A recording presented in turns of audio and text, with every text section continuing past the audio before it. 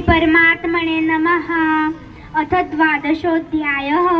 अर्जुन उवाच एवं सततयुक्ता ये भक्तास्त्वां पर्युपासते ये चाप्यक्षरमव्यक्तं येषां के योगमिदमाह।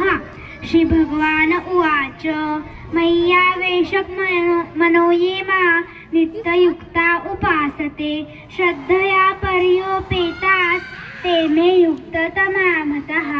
ये त्वक्षरं निर्देश्यम् अव्यक्तं पर्युपासते सर्वत्र गमचिन्त्यं च कूटस्थम् अचलं ध्रुवम् सन्नियम्येन्द्रिय अग्रामं सर्वत्र समबुद्धयः ते प्राप्नुवन्ति मामेव सर्वभूतहिते रताः।